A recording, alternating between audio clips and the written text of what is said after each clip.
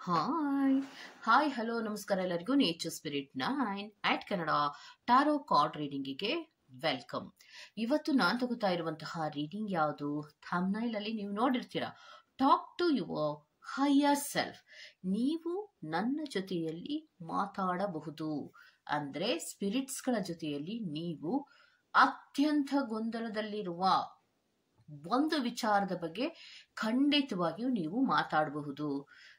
ಯಾಕೆ ಅತ್ಯಂತ ಗೊಂದಲದಲ್ಲಿರುವಂತಹ ವಿಚಾರಗಳು ಬೇಕಾದಷ್ಟಿದೆ ಮೇಡಮ್ ನನ್ನ ಲೈಫಿನಲ್ಲಿ, ಯಾವುದನ್ನ ಕೇಳ್ಕೊಳ್ಳಿ ಅನ್ನೋದಾದ್ರೆ ಅತ್ಯಂತ ಗೊಂದಲದಲ್ಲಿ ಬೇಕಾದಷ್ಟು ವಿಷಯಗಳು ಇರಬಹುದು. ಅದರಲ್ಲಿ ಅತಿ ಮುಖ್ಯವಾದಂತಹ ಒಂದು ವಿಚಾರವನ್ನ ಮತ್ತೆ ಆ ವಿಚಾರದ ಬಗ್ಗೆ ಸದ್ಯಕ್ಕೆ ನನಗೆ ಕೆಲವೊಂದು ಮಾರ್ಗದರ್ಶನಗಳು ಬೇಕೇ ಬೇಕು ಅನ್ನುವಂತಹ ಕೆಲವೊಂದು ಸಂದರ್ಭಗಳನ್ನ ಮನಸ್ಸಿನಲ್ಲಿ ಇಟ್ಕೊಂಡು ನೀವು ಸ್ಪಿರಿಟ್ಸ್ ಗಳ ಹತ್ರ ಮಾತಾಡಬಹುದು. ಓಕೆ, ಸೊ ಅಥವಾ ಗುರಿಯ ಬಗ್ಗೆ ಒಂದು ರೀತಿಯ ಕನ್ಫ್ಯೂಷನ್ಸ್ ಗಳಿದ್ದಾಗ, ಅಥವಾ ನಮ್ಮ ಜೀವನದಲ್ಲಿ ನಾನು ಏನು ಮಾಡಬೇಕು ಅನ್ನೋದೇ ಗೊತ್ತಿಲ್ಲದೆ ಇದ್ದಾಗ, ನಾನು ಮೂವ್ ಆನ್ ಆಗ್ಬೇಕಾ ಬೇಡವಾ, ಏನ್ ಮಾಡಬೇಕು ಅನ್ನುವಂತಹ ಹಲವಾರು ಕನ್ಫ್ಯೂಷನ್ಸ್ ಗಳಲ್ಲಿ ನೀವಿದ್ರೆ ಈ ವಿಡಿಯೋ ನಿಮ್ಗೆ ತುಂಬಾ ಹೆಲ್ಪ್ಫುಲ್ ಆಗತ್ತೆ. ಯಾಕೆ ಅಂದಾಗ ಕೆಲವೊಂದು ಸಂದರ್ಭಗಳಲ್ಲಿ ತುಂಬಾ ಬ್ಲಾಂಕ್ ಆಗ್ತೀವಿ, ಏನ್ ಮಾಡೋದಿಕ್ಕೂ ಗೊತ್ತಾಗದೆ ಬ್ಲಾಂಕ್ ಆಗ್ತೀವಿ. ಯಾವಾಗ ಬ್ಲಾಂಕ್ ಆಗ್ತೀವಿ ಅನ್ನೋದನ್ನ ಹೇಳ್ತೀನಿ ನೋಡಿ. ಯಾವುದೋ ಒಂದು ಕೆಲಸವನ್ನ ನಾವು ಮಾಡಬೇಕು ಅಂತ ಮುಂದೆ ಹೋಗುವಾಗ ಅದರಲ್ಲಿ ಬೆಟ್ಟದಷ್ಟು ಸಮಸ್ಯೆಗಳು ಎದುರು ಬಂದು ನಿಂತ್ಕೊಳ್ಳುತ್ತೆ. ಏನೇ ಒಂದು ಕೆಲಸವನ್ನ ಮಾಡ್ಬೇಕು ಅಂದ್ರೂ ಅದರಲ್ಲಿ ಅಷ್ಟು ಸಮಸ್ಯೆಗಳು ಇರುತ್ತೆ. ಯಾವುದೋ ಒಂದು ಆಸೆಗಳನ್ನ ಇಟ್ಕೊಂಡು ನಾನು ಮುಂದೆ ಹೋಗುವಂತಹ ಪ್ರಯತ್ನದಲ್ಲಿ ಅಷ್ಟೊಂದು ಸಮಸ್ಯೆಗಳೆಲ್ಲವೂ ಎದುರಿಗೆ ಬಂದಾಗ ನಾನು ಏನ್ ಮಾಡ್ಬೇಕು, ನಾನು ಮೂವ್ ಆನ್ ಆಗ್ಬೇಕಾ ಅಥವಾ ಬೇಡವಾ ಅನ್ನುವಂತಹ ಗೊಂದಲಗಳು ನಮ್ಮಲ್ಲಿ ಮೂಡ್ಬಿಡುತ್ತೆ.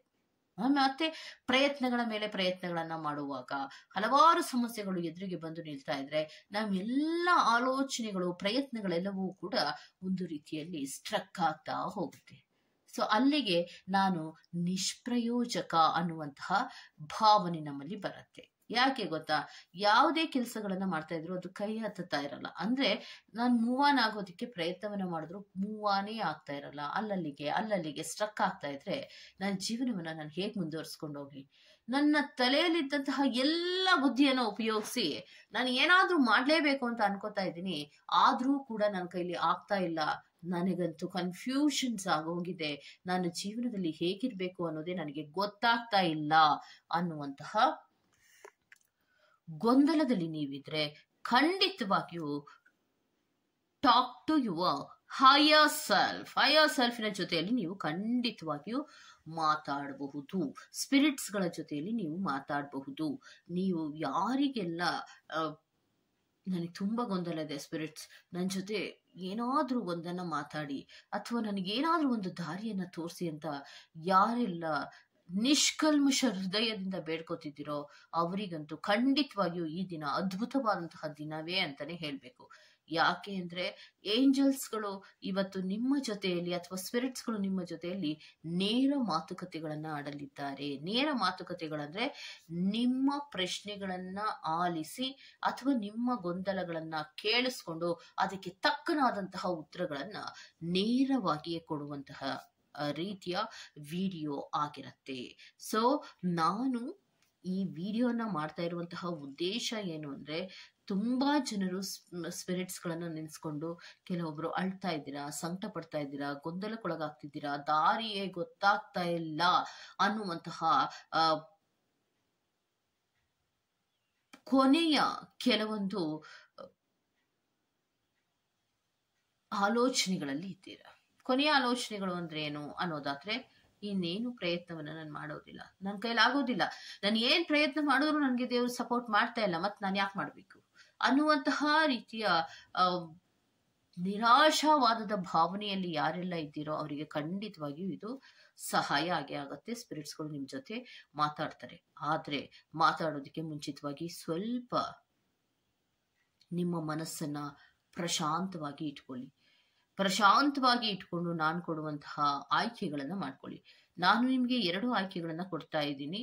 ಬರ್ತಾ ಇದೆ ಅಲ್ವಾ ಆಯ್ಕೆ? ಓಕೆ, ನಾನು ನಿಮ್ಗೆ ಕೊಡ್ತಾ ಇರುವಂತಹ ಆಯ್ಕೆ ಒಂದು ಲೋಟಸ್ ಇದೆ, ಇನ್ನೊಂದು ನೆಸ್ಟ್ ಇದೆ. ಸೊ ಆಯ್ಕೆಯನ್ನ ಕರೆಕ್ಟ್ ಆಗಿ ಮಾಡ್ಕೊಳ್ಳಿ. ಆಯ್ಕೆಯನ್ನ ಮಾಡ್ಕೊಳ್ಳುವಾಗ ಸ್ಪಿರಿಟ್ಸ್ ಗಳನ್ನ ನೆನಪಿಸ್ಕೊಳ್ಳಿ. ಸ್ಪಿರಿಟ್ಸ್ ಗಳನ್ನ ನೆನಪಿಸ್ಕೊಳ್ಳುವಾಗ ಯಾವುದೇ ರೀತಿಯ ಗೊಂದಲಗಳನ್ನ ಇಟ್ಕೋಬೇಡಿ. ವಿಚಾರ ಇಷ್ಟು, ನನಗೇನ್ ಹೇಳ್ತೀರಾ ದೇವ್ರೆ ಇಷ್ಟನ್ನೇ ನೀವು ಕೇಳಿ. ಖಂಡಿತವಾಗಿಯೂ ಅವರು ನಿಮ್ಮನ್ನ ಆಲಿಸ್ತಾರೆ. ಅವರು ಖಂಡಿತವಾಗಿಯೂ ನಿಮ್ಮ ವಿಚಾರಗಳ ಬಗ್ಗೆ ಯಾವ ಒಂದು ಮಾಹಿತಿಯನ್ನ ಕೊಡ್ಬೇಕೋ ಅದೇ ಮಾಹಿತಿಯನ್ನ ಅವ್ರು ಕೊಡ್ತಾರೆ. ಯಾವುದೇ ರೀತಿಯ ಯೋಚನೆ ಬೇಡ. ಸೊ ನಿಮಗೆ ಆಯ್ಕೆಗಳಾಯ್ತಲ್ವಾ? ಹಾಗೇನೆ ಡಿಸ್ಕ್ರಿಪ್ಷನ್ ಬಾಕ್ಸ್ ನಲ್ಲಿ ಪ್ರತಿ ಪೈಲಿನ ಟೈಮಿಂಗ್ಸ್ ಅನ್ನ ಕ್ಲಿಯರ್ ಆಗಿ ಮೆನ್ಷನ್ ಮಾಡಿರ್ತೀನಿ. ನೀವು ಯಾವ ಪೈಲನ್ನು ಸೆಲೆಕ್ಟ್ ಮಾಡ್ಕೊಂಡಿರ್ತೀರೋ ಆ ಪೈಲಿನ ಟೈಮಿಂಗ್ಸ್ ಅನ್ನ ನೋಡಿ ಸ್ಕಿಪ್ ಆಗಿ ನಿಮ್ಮ ರೀಡಿಂಗ್ಸ್ ಗಳನ್ನ ನೀವು ತಗೋಬಹುದಾಗಿರುತ್ತೆ. ಯಾರಿಗೆಲ್ಲ ಪರ್ಸನಲ್ ರೀಡಿಂಗಿನ ಅವಶ್ಯಕತೆ ಇದೆಯೋ ಅವರೆಲ್ಲರೂ ಕೂಡ ವಾಟ್ಸ್ಆಪ್ ಮೆಸೇಜ್ ಅನ್ನ ಮಾಡೋದ್ರ ಮೂಲಕ ಪೇ ಮಾಡಿ ನಿಮ್ಮ ರೀಡಿಂಗ್ಸ್ ಗಳನ್ನ ನೀವು ತಗೋಬಹುದಾಗಿರುತ್ತೆ. ಓಕೆ, ಸೊ ಹೈಯರ್ ಸೆಲ್ಫಿನ ಕಡೆಯಿಂದ ಲೋಟಸ್ ಅನ್ನ ಯಾರೆಲ್ಲ ಆಯ್ಕೆಯನ್ನ ಮಾಡ್ಕೊಂಡಿದ್ದೀರೋ ಸೊ ಅವರಿಗೆ ಏನ್ ಹೇಳ್ತಾ ಇದ್ದಾರೆ ಅದೇನಂದ್ರೆ,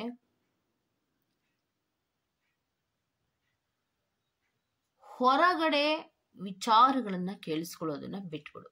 ಅಂದ್ರೆ ಹೊರಗಡೆ ಏನಿದೆಯೋ ಕೆಲವೊಂದು ಗಾಸಿಪ್ಗಳು, ಆ ಗಾಸಿಪ್ ಗಳನ್ನ ಕೇಳಿಸ್ಕೊಳ್ಳೋದನ್ನ ಬಿಟ್ಬಿಡು.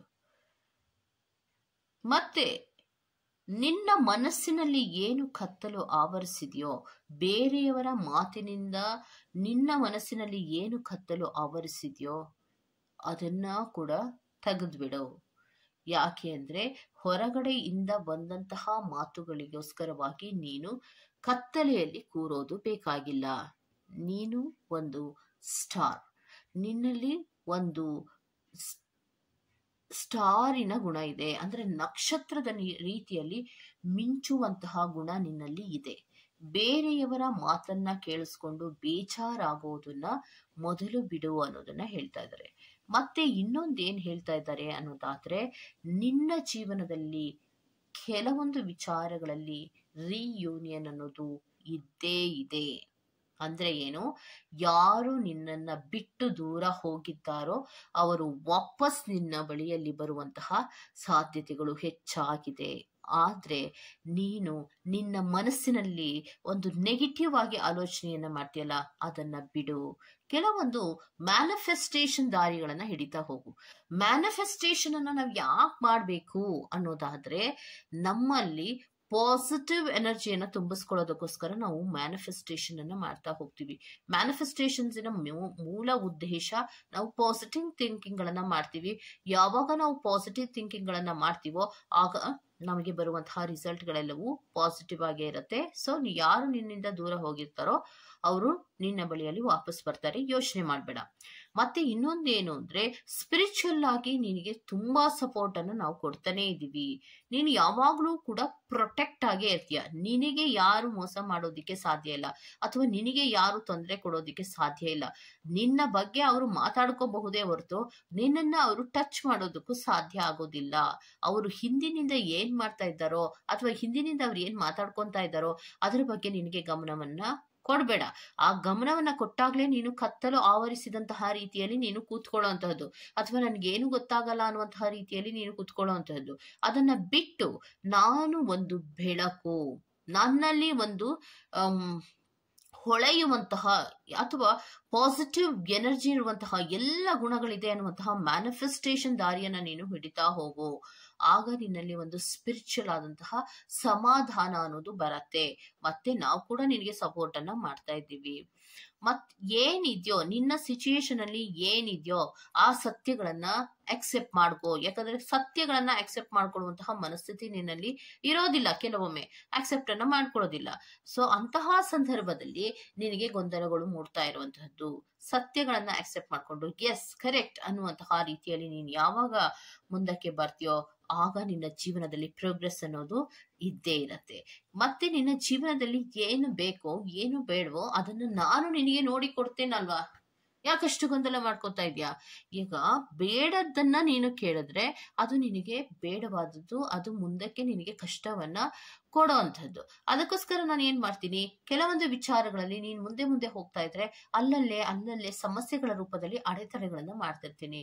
ಯಾಕೆ ಅಂದ್ರೆ ಸಮಸ್ಯೆಗಳಲ್ಲಿ ಸಮಸ್ಯೆಗಳನ್ನ ನೀವು ನೋಡಿದಾಗ್ಲೇ ಅಷ್ಟೊಂದು ಗಾಬರಿ ಆದಾಗ ನಿಮ್ಮ ಲೈಫಿನಲ್ಲಿ ಸಮಸ್ಯೆಗಳು ಬಂದು ಬಿಟ್ರೆ ಅದನ್ನ ನೀನು ಎಕ್ಸೆಪ್ಟ್ ಮಾಡಿಕೊಂಡು ಅದನ್ನ ನೀನು ತಡ್ಕೊಳ್ಳುವಂತಹ ಶಕ್ತಿ ಇರತ್ತಾ ನಿನಗೆ? ಸೊ ಅದಕ್ಕೋಸ್ಕರವಾಗಿ ನೀನು ಏನೇ ಕೆಲಸಗಳನ್ನ ಮಾಡ್ತಾ ಇದ್ರು ಕೂಡ ಅದು ಕರೆಕ್ಟ್ ಆದಂತಹ ದಾರಿಯಲ್ಲಿ ಹೋಗ್ಲಿಲ್ಲ ಅಂದ್ರೆ ನಾನು ಸಮಸ್ಯೆಗಳು ಅಥವಾ ಗೊಂದಲದ ರೂಪದಲ್ಲಿ ಕೆಲವೊಂದು ವಿಚಾರಗಳನ್ನ ನಿನಗೆ ಹೇಳ್ತಾ ಇರ್ತೀನಿ. ಆಗ ನಿನಗೆ ಒಂದು ರೀತಿಯ ಅಸಮಾಧಾನ ಆಗುವಂಥದ್ದು ಸಾಧ್ಯತೆಗಳು ಜಾಸ್ತಿ ಇರುತ್ತೆ. ಯಾಕೆ ಅನ್ನೋದಾದ್ರೆ ಏನೇ ಪ್ರಯತ್ನವನ್ನ ಮಾಡ್ತಾ ಇದ್ದೀನಿ, ನಾನು ಹಿಂದಿಂದ ಮಾತಾಡ್ತಾ ಇದ್ದಾರೆ, ನನಗೇನನ್ನೋ ತೊಂದರೆ ಕೊಡ್ತಾ ಇದ್ದಾರೆ, ನಾನು ಕತ್ತಲ ರೀತಿಯಲ್ಲಿ ಕುತ್ಕೊಂಡಾಗ ಆಗಿದೆ, ನನಗೇನು ದಾರಿ ತೋಚ್ತಾ ಇಲ್ಲ ಅಲ್ಲ, ನನಗೆಲ್ಲವೂ ದಾರಿ ತೋಚ್ತಾ ಇದೆ, ನನಗೆ ಸ್ಪಿರಿಟ್ಸ್ಗಳು ಸಹಾಯವನ್ನ ಮಾಡ್ತಾ ಇದ್ದಾರೆ, ನಾನು ಮ್ಯಾನಿಫೆಸ್ಟೇಷನ್ ಇಂದ ಪಾಸಿಟಿವ್ ಆದಂತಹ ದಾರಿಯಿಂದ ನಾನು ಪ್ರೋಗ್ರೆಸ್ ಆಗ್ತೀನಿ ಅಂತ ನೀನು ಯಾವಾಗ ಎದ್ದು ಮುಂದೆ ಬರ್ತೀಯೋ ಆಗ ನಿನ್ನ ಲೈಫಿನಲ್ಲಿ ನಾನು ಕರೆಕ್ಟ್ ಆದ ಸಂಗಾತಿಯನ್ನ ನಿನಗೆ ನಾನು ಕೊಡ್ತೇನೆ. ಅಥವಾ ಕರೆಕ್ಟ್ ಆದಂತಹ ಸಂಗಾತಿ ಒಂದೇನಾ ಮೇಡಮ್? ನೀವು ಯಾವಾಗ್ಲೂ ಹೇಳ್ತೀರಾ, ಬೇಜಾರು ಮಾಡ್ಕೋತೀರಾ ಕೆಲವೊಬ್ರು, ಮೇಡಮ್ ಪ್ರೀತಿ ಅನ್ನುವಂತಹ ವಿಚಾರಕ್ಕೆ ಸಂಬಂಧಪಟ್ಟಂತೆ ತುಂಬಾ ವಿಡಿಯೋಸ್ಗಳನ್ನ ಮಾಡ್ತೀರಾ, ಆದ್ರೆ ಬೇರೆನೂ ಏನು ಇಲ್ವಾ ಅಂತ ನೀವು ಕೆಲವೊಬ್ರು ಕೇಳ್ತೀರಾ. ಸೊ ಪ್ರೀತಿಯ ವಿಚಾರದಲ್ಲಿ ಮೋಸ ಹೋಗುವಷ್ಟು ಮಟ್ಟಿಗೆ ಬೇರೆ ಯಾವುದೇ ವಿಚಾರಗಳಲ್ಲಿ ಹೋಗೋದಿಲ್ಲ. ಸಾಮಾನ್ಯವಾಗಿ ನಾವು ಅಷ್ಟೊಂದು ಮೋಸ ಹೋಗೋದಿಲ್ಲ. ಅದಕ್ಕೆ ಆ ರೀತಿಯ ವಿಡಿಯೋಗಳನ್ನು ನಾನು ಹೆಚ್ಚು ಮಾಡ್ತಾ ಇರ್ತೀನಿ. ಮತ್ತೆ ಇನ್ನೊಂದೇನು ಅಂದ್ರೆ, ನಾವು ಏನನ್ನ ಬೇಕು ಬೇಕು ಬೇಕು ಅಂತ ಕೇಳ್ತಾ ಇರ್ತೀವೋ ಅದು ನಮ್ಮ ಜೀವನದಲ್ಲಿ ಅತ್ಯಂತ ತೊಂದರೆಗಳನ್ನ ನೀಡುತ್ತೆ ಅನ್ನೋದಾದ್ರೆ ಸ್ಪಿರಿಟ್ಸ್ಗಳು ಅದನ್ನ ನಮ್ಗೆ ಕೊಟ್ಟಿರೋದಿಲ್ಲ. ಅದಕ್ಕೋಸ್ಕರವಾಗಿಯೇ ನಿಮ್ಮ ಕೆಲಸಗಳು ತಡೆ ಆಗ್ತಾ ಇರುತ್ತೆ ಹೊರತು ಅದಕ್ಕೆ ಬೇರೆ ಯಾವುದೂ ಇಲ್ಲ. ಮತ್ತೆ ಕೆಲವೊಬ್ರು ಇಲ್ಲಿ ಪ್ರೀತಿಯ ವಿಚಾರವಾಗಿ ಕೇಳ್ತಾ ಇದ್ದಾರೆ, ನಾನು ನಂಬಿದ್ದೆ, ನಾನು ಬಿಟ್ಟು ಹೋಗ್ತಾ ಇದ್ದೀನಿ ಸೊ ಅಂತ ಹೇಳ್ಬಿಟ್ಟಿದ್ದಾರೆ. ನನಗೆ ತುಂಬಾ ಬೇಜಾರಾಗಿದೆ, ನೋವಾಗಿದೆ, ನನ್ನ ಜೀವನದಲ್ಲಿ ಕತ್ತಲೆ ಆವರಿಸಿದೆ, ನನಗೆ ಬೇರೆ ಏನೋ ದಾರಿ ಗೊತ್ತಾಗ್ತಾ ಇಲ್ಲ ಅಂತ ಕೆಲವೊಬ್ರು ಕೇಳಿದ್ದೀರಾ. ಸೊ ಕೆಲವೊಬ್ರು ಕೇಳಿರೋದಕ್ಕೆ ಸ್ಪಿರಿಟ್ಸ್ ಗಳು ಏನ್ ಹೇಳ್ತಾ ಇದ್ದಾರೆ, ನಿನಗೆ ಕರೆಕ್ಟ್ ಆದಂತಹ ಒಂದು ಸೋಲ್ಮೇಟ್ ಅನ್ನ ನಾವು ಕೊಡ್ತೇವೆ, ಅಲ್ಲಿವರೆಗೂ ವೆಯ್ಟ್ ಮಾಡ್ಬೇಕು. ಕೆಲವೊಬ್ಬರಿಗೆ ಯೂನಿವರ್ಸಿನಲ್ಲಿ ಬಿಟ್ಟೋದಂತಹ ವ್ಯಕ್ತಿ ಎಲ್ಲವನ್ನ ಅರ್ಥ ಮಾಡ್ಕೊಂಡು ವಾಪಸ್ ಬರುವಂತಹ ಸಾಧ್ಯತೆಗಳಿದ್ರೆ, ಮತ್ತೆ ಕೆಲವೊಬ್ಬರಿಗೆ ಬಿಟ್ಟೋದಂತಹ ವ್ಯಕ್ತಿಯನ್ನ ಮರೆತು ಮೂವ್ ಆನ್ ಆಗ್ಲೇಬೇಕಾಗತ್ತೆ. ನಾನು ನಿನಗೆ ನಿನ್ನ ಕರೆಕ್ಟ್ ಆದಂತಹ ಸಂಗಾತಿಯನ್ನ ನಾನು ನಿನಗೆ ಕೊಡ್ತೇನೆ, ಅದಕ್ಕೆ ಯೋಚನೆಯನ್ನ ಮಾಡಬೇಡ ಅಂತ ಹೇಳ್ತಾ ಇದ್ದಾರೆ. ಸೊ ಸತ್ಯಗಳನ್ನ ಅರ್ಥಕೊಂಡು ಮುಂದೆ ಹೋಗುವಂತಹ ಪ್ರಯತ್ನಗಳನ್ನ ಯಾವಾಗ ನೀವು ಮಾಡ್ತಿರೋ ಆಗ ನಿಮ್ಮ ಜೀವನದಲ್ಲಿ ಪ್ರಗತಿ ಅನ್ನೋದು ಇರುತ್ತೆ. ಸತ್ಯಗಳನ್ನ ಅರಿಯದೆ ನೀನು ಸ್ಟ್ರಕ್ ಆನ್ ಆದ್ರೆ ನಿನ್ನ ಜೀವನವೂ ಕೂಡ ಸ್ಟ್ರಕ್ ಆಗುತ್ತೆ, ಮುಂದುವರಿಕೆಗಳನ್ನೋದು ಇರೋದಿಲ್ಲ. ಅದಕ್ಕೆ ಬದಲಾಗಿ ನೀನು ಮುಂದೆ ಮುಂದೆ ಹೋಗುವಂತಹ ಪ್ರಯತ್ನವನ್ನ ಮಾಡು, ಸತ್ಯಗಳನ್ನ ಅರ್ಥ ಮಾಡ್ಕೋ, ಅದನ್ನ ಅಕ್ಸೆಪ್ಟ್ ಮಾಡ್ಕೋ, ಮುಂದೆ ಹೋಗು ಅನ್ನೋದನ್ನ ಹೇಳ್ತಾ ಇದ್ದಾರೆ. ಸೊ ಈ ವಿಡಿಯೋದಲ್ಲೂ ಕೂಡ ನಾವು ಹಿಂದೆ ಬರುವಂತಹ ಇಮೇಜ್ ಅನ್ನ ಹಾಕಿಲ್ಲ, ನಿಮ್ಮ ಜೀವನದಲ್ಲಿ ಮುಂದೆ ಹೋಗುವಂತಹ ಇಮೇಜ್ ಅನ್ನೇ ನಾನು ಹಾಕಿರೋದು. ಅಂದ್ರೆ ಸೊ ಮೂವ್ ಆನ್ ಆಗಿ ಅನ್ನೋದರ ಉದ್ದೇಶ. ನೀವು ಯಾವುದೇ ಗೋಲನ್ನ ಇಟ್ಕೊಳ್ದೆ ಸುಮ್ಮನೆ ನಿಮ್ಮ ಜೀವನದಲ್ಲಿ ನಾನು ಏನನ್ನಾದ್ರೂ ಅಚೀವನ್ನ ಮಾಡ್ಬೇಕು ಅಂತ ಹೋಗ್ತಾ ಇದ್ರು ಕೂಡ ನಿಮ್ಮ ಗೋಲ್ ಏನು ಅನ್ನೋದು ನೀವು ಹೋಗುವಂತಹ ದಾರಿಯಲ್ಲಿಯೇ ನಾನು ತಿಳಿಸ್ತಾ ಹೋಗ್ತೀನಿ ಅನ್ನೋದನ್ನ ಸ್ಪಿರಿಟ್ಸ್ ಗಳು ನಿಮ್ಗೆ ಹೇಳ್ತಾ ಇದ್ದಾರೆ. ಓಕೆ, ಸೊ ಇದಿಷ್ಟು ಪಾಲ್ ನಂಬರ್ 1 ಅವರ ರೀಡಿಂಗ್ ಆಗಿರುತ್ತೆ. Go to the next. ಪಾಲ್ ನಂಬರ್ 2 ಅವ್ರಿಗೆ ಏನ್ ಹೇಳ್ತಾ ಇದ್ದಾರೆ ಅನ್ನೋದಾದ್ರೆ, ಡೋಂಟ್ ಡು, ಮೂವ್ ಆನ್ ಆಗ್ಬೇಡ. ಯಾವುದೇ ಕನ್ಫ್ಯೂಷನ್ಸ್ ನಿನ್ನಲ್ಲಿ ಇದ್ದಾಗ ಮೂವ್ ಆನ್ ಆಗ್ಬೇಡ, ಸ್ವಲ್ಪ ವೇಟ್ ಮಾಡು ಅಂತ ಹೇಳ್ತಾ ಇದ್ದಾರೆ. ನಿಮ್ಮಲ್ಲಿ ಯಾವ ಗೊಂದಲಗಳಿದೆ, ಯಾವ ಸಮಸ್ಯೆಗಳಿದೆ, ಯಾವುದೇ ವಿಚಾರಗಳಲ್ಲಿ ನೀವು ಮೂವ್ ಆನ್ ಆಗ್ಬೇಕು ಅಂತ ನೀವು ಅನ್ಕೊಂಡಿದ್ರೆ ಖಂಡಿತವಾಗಿಯೂ ಬೇಡ ಅನ್ನೋದನ್ನ ಹೇಳ್ತಾ ಇದ್ದಾರೆ. ಯಾಕೆ ಬೇಡ ಅನ್ನೋದಾದ್ರೆ ಅವರು ಹೇಳ್ತಾ ಇರುವಂತಹದ್ದು, ನೀನು ಕೆಲವೊಂದು ರೀತಿಯ ಮ್ಯೂಸಿಕ್ ಗಳನ್ನ ನೀನು ಹೆಚ್ಚಾಗಿ ಕೇಳ್ತೀಯಾ ಅಥವಾ ಮ್ಯೂಸಿಕ್ ಗಳನ್ನ ಹೆಚ್ಚಾಗಿ ಕೇಳುವಂತಹ ಅಭ್ಯಾಸ ಕೆಲವು ದಿನಗಳಲ್ಲಿಯೇ ನೀನು ಮಾಡುವಂತಹ ಸಾಧ್ಯತೆಗಳಿದೆ. ಅಂತಹ ಸಂದರ್ಭದಲ್ಲಿ ನೀನು ಕೆಲವೊಂದು ಮ್ಯೂಸಿಕ್ ಗಳನ್ನ ನೀನು ಕೇಳುವಾಗ ನಾನು ನಿನಗೆ ಕಮ್ಯುನಿಕೇಟ್ ಆಗ್ತೀನಿ ಅನ್ನೋದನ್ನ ಹೇಳ್ತಾ ಇದ್ದಾರೆ. ಯಾವುದೋ ಒಂದು ವಿಚಾರದ ಅರಿವು ಆ ಮ್ಯೂಸಿಕ್ಕಿನಲ್ಲಿ ಇರತ್ತೆ, ಆ ಮ್ಯೂಸಿಕ್ಕಿನ ಪದಗಳಲ್ಲಿ ಇರತ್ತೆ, ಅದರಲ್ಲಿ ನೀವು ಸ್ಪಿರಿಟ್ಸ್ ಗಳು ಕನೆಕ್ಟ್ ಆಗ್ತಾರೆ. ಮತ್ತೆ ಇನ್ನೊಂದು ಏನ್ ಹೇಳ್ತಾ ಇದ್ದಾರೆ ಅಂದ್ರೆ, ನಿನ್ನ ಜೀವನದಲ್ಲಿ ಅಡ್ಜಸ್ಟ್ಮೆಂಟ್ ಅನ್ನೋದು ತುಂಬಾ ಮುಖ್ಯ ಆಗಿರತ್ತೆ. ಆವಾಗ ಮಾತ್ರ ನೀವು ಬೆಟರ್ ಆದಂತಹ ರೀತಿಯ ಜೀವನವನ್ನ ನಡೆಸೋದಿಕ್ಕೆ ಸಾಧ್ಯ ಆಗತ್ತೆ. ನಾನು ಅಡ್ಜಸ್ಟ್ಮೆಂಟ್ ಗಳನ್ನ ಮಾಡ್ಕೊಳ್ಳೋದಿಲ್ಲ, ನನಗಿಷ್ಟ ಬಂದ ಹಾಗೆ ನಾನು ಇರ್ತೀನಿ ಅನ್ನುವಂತಹ ರೀತಿಯೆಲ್ಲ ನೀನು ಮುಂದುವರಿಸಿಕೊಂಡು ಹೋದ್ರೆ ತುಂಬಾನೇ ಕಷ್ಟ ಆಗತ್ತೆ. But there is a delay ಅಂದ್ರೆ ಏನು, ನಿನ್ನ ಎಲ್ಲ ಕೆಲಸಗಳು ಕೂಡ ಡಿಲೇ ಆಗತ್ತೆ, ಹಾಗೆ ಆಗತ್ತೆ. ಆದ್ರೆ ಬೆಟರ್ ಆದಂತಹ ರೀತಿಯ ಕೆಲವೊಂದು ಪಾಸಿಟಿವ್ ಮೂಮೆಂಟ್ಸ್ಗಳು ಕೂಡ ಆಗತ್ತೆ. ನೀನು ಯಾವುದೋ ಒಂದು ವಿಚಾರದಲ್ಲಿ ನ್ಯಾಯವನ್ನ ಕೇಳ್ತಾ ಇರೋದಕ್ಕೆ ಖಂಡಿತವಾಗಿಯೂ ನಿನಗೆ ನ್ಯಾಯ ಅನ್ನೋದು ಸಿಕ್ಕೇ ಸಿಗತ್ತೆ. ಸೊ ಆ ನ್ಯಾಯದಲ್ಲಿ ನಿನಗೆ ಸಮಾಧಾನವೂ ಇರತ್ತೆ. ನಾನು ನಿನಗೆ ಸರ್ಪ್ರೈಸ್ ಆದಂತಹ ಗಿಫ್ಟ್ ಅನ್ನ ಕೊಡ್ತಾ ಇದ್ದೀನಿ.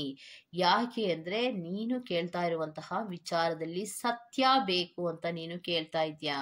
ನನಗೆ ನನ್ನ ಗೆಲುವು ನನಗೆ ಮುಖ್ಯ ಅಂತ ನೀನು ಕೇಳ್ತಾ ಇದ್ಯಾ. ನನಗೆ ಸದ್ಯದಲ್ಲಿಯೇ ಆಗ್ಬೇಕು, ಎಲ್ಲ ವಿಚಾರಗಳು ಸದ್ಯದಲ್ಲಿಯೇ ಮುಗಿಬೇಕು ಅಂತ ಕೇಳ್ತಾ ಇದ್ಯಾ. ಆದ್ರೆ ನೀನು ಅತಿ ಹೆಚ್ಚು ದೇವರ ಧ್ಯಾನವನ್ನ ನೀನು ಮಾಡ್ತಾ ಇರೋದ್ರಿಂದ ನೀನು ಹೆಚ್ಚು ದೇವರ ವಿಚಾರಕ್ಕೆ ಸಂಬಂಧಪಟ್ಟಂತೆ ನೀನು ಮ್ಯೂಸಿಕ್ ಗಳನ್ನ ಕೇಳ್ತಾ ಇರ್ತೀಯ. ಆ ಮ್ಯೂಸಿಕ್ ಗಳಲ್ಲಿ ಕೆಲವೊಂದು ವಿಚಾರಗಳು, ಕೆಲವೊಂದು ಪದಗಳು ನಿನಗೆ ಅರ್ಥ ಆಗತ್ತೆ. ಯಾಕೆಂದ್ರೆ ಕೆಲವೊಂದು ದೇವರ ಕೋಟ್ಸ್ ಗಳನ್ನ ನಾವು ಓದುವಾಗ ಇರಬಹುದು, ಅಥವಾ ಕೇಳಿಸ್ಕೊಳ್ಳುವಾಗ ಇರಬಹುದು, ಅಥವಾ ದೇವರ ಹಾಡುಗಳನ್ನ ಕೇಳಿಸ್ಕೊಳ್ಳುವಾಗ ಇರಬಹುದು, ಕೆಲವೊಂದು ಲೈನ್ಸ್ ಗಳು ಬರುತ್ತೆ. ಆ ಕೆಲವೊಂದು ಲೈನ್ಸ್ ಗಳು ಎಷ್ಟು ಹಾರ್ಟ್ ಟಚಿಂಗ್ ಆಗಿರತ್ತೆ ಅಂದ್ರೆ ಜೀವನದ ಅತ್ಯಂತ ಎಲ್ಲ ಸತ್ಯತೆಯ ವಿಚಾರಗಳನ್ನ ಆ ಸಾಂಗಿನಲ್ಲಿಯೇ ನಾವು ಕೇಳ್ತಾ ಬರ್ತೀವಿ. ಆ ಸಾಂಗ್ ಅನ್ನ ಕೇಳ್ತಾ ಇದ್ರೆ ಕರೆಕ್ಟ್ ಅಲ್ವಾ ಅನ್ನುವಂತಹ ರೀತಿಯ ಅನುಭವಗಳಾಗ್ತಾ ಇರುತ್ತೆ. ಅದೇ ರೀತಿ ನಿನ್ನ ಜೀವನಕ್ಕೂ ಕೂಡ ಕೆಲವೊಂದು ರೆಸೋನೇಟ್ ಆಗುವಂತಹ ಕೆಲವೊಂದು ಹಾಡುಗಳನ್ನ ನೀನು ಕೇಳ್ತಾ ಕೇಳ್ತಾ ಕೇಳ್ತಾ ನೀನು ನನಗೆ ಕಮ್ಯುನಿಕೇಟ್ ಆಗ್ತಾ ಹೋಗ್ತೀಯಾ, ಅಂದ್ರೆ ಸ್ಪಿರಿಟ್ಸ್ ಗಳಿಗೆ ಕಮ್ಯುನಿಕೇಟ್ ಆಗ್ತಾ ಹೋಗ್ತೀಯಾ. ಆಗ ನಿನಗೆ ಸತ್ಯಗಳು ಅರಿತಾ ಹೋಗುತ್ತೆ. ಮತ್ತೆ ಇನ್ನೊಂದು ಏನಂದ್ರೆ ಜೀವನದಲ್ಲಿ ಅಡ್ಜಸ್ಟ್ಮೆಂಟ್ ಅನ್ನೋದು ತುಂಬಾ ಮುಖ್ಯ ಆಗತ್ತೆ. ಹೌದು, ನೀನ್ ಏನ್ ಕೇಳ್ತಾ ಇದೆಯೋ ಅದನ್ನೆಲ್ಲವನ್ನ ನಾನು ಕೊಡ್ಬೇಕು ಅಂದ್ರೆ ತುಂಬಾ ಟೈಮ್ ಹಿಡಿಯುತ್ತೆ. ಡಿಲೇಸ್ ಅಂತೂ ಖಂಡಿತ ಆಗತ್ತೆ. ಡಿಲೇಸ್ ಇಲ್ಲ ಅಂತ ನಾನು ಹೇಳೋದಿಲ್ಲ, ಡಿಲೇಸ್ ಅಂತೂ ಖಂಡಿತ ಆಗತ್ತೆ. ಅಷ್ಟೊಂದು ತಕ್ಷಣಕ್ಕೆ ನಿನಗೆ ನಾನು ರಿಸಲ್ಟ್ ಅನ್ನ ಕೊಡೋದು ಸಾಧ್ಯ ಆಗ್ಲಿಲ್ಲ ಅಂದ್ರೂ ಕೂಡ ನೀನೇನ್ ಸತ್ಯವನ್ನ ಬೇಕು ಅಂತ ಕೇಳ್ತಾ ಇದೆಯೋ ಆ ಸತ್ಯವನ್ನ ನಾನು ನಿನಗೆ ಕೊಡ್ತೀನಿ. ಸರ್ಪ್ರೈಸ್ ಆದಂತಹ ಗಿಫ್ಟ್ ಅನ್ನುವಂತಹ ರೀತಿಯಲ್ಲಿ ಆ ಸತ್ಯವನ್ನ ನಾನು ನಿನ್ನ ಮುಂದೆ ತಂದು ನಿಲ್ಲಿಸ್ತೀನಿ ಅಂತ ಹೇಳ್ತಾ ಇದ್ದಾರೆ. ಸೊ ಇನ್ನೇನು ಭಯ ನಿಮ್ಗೆ, ಸ್ವಲ್ಪ ವೇಟ್ ಮಾಡಿ. ಅಷ್ಟೊಂದು ಗೊಂದಲದಲ್ಲಿ ಮುಂದುವರಿಯೋದೇನು ಬೇಡ, ಅವಸರ ಪಡೋದೇನು ಬೇಡ. ಸ್ವಲ್ಪ ನೀವು ತಾಳ್ಮೆಯಿಂದ ಇದ್ರೆ ಸಮಯವೇ ನಿಮ್ಗೆ ಎಲ್ಲ ಉತ್ತರಗಳನ್ನ ಕೊಡುತ್ತೆ ಅಂತ ಹೇಳ್ತಾ ಇದ್ದಾರೆ. ಸೊ ಅದಕ್ಕೋಸ್ಕರವಾಗಿ ಬೇಜಾರನ್ನ ಮಾಡ್ಕೋಬೇಡಿ.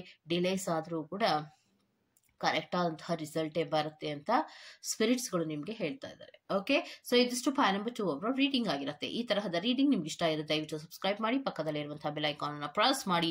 ನಾನು ನಿಮ್ಮ ಮತ್ತೊಂದು ರೀಡಿಂಗ್ ಅಲ್ಲಿ ಸಿಗ್ತೀನಿ ಅಂತ ಹೇಳ್ತಾ ಅಲ್ಲಿವರೆಗೂ ಟೇಕ್ ಕೇರ್, ಬೈ.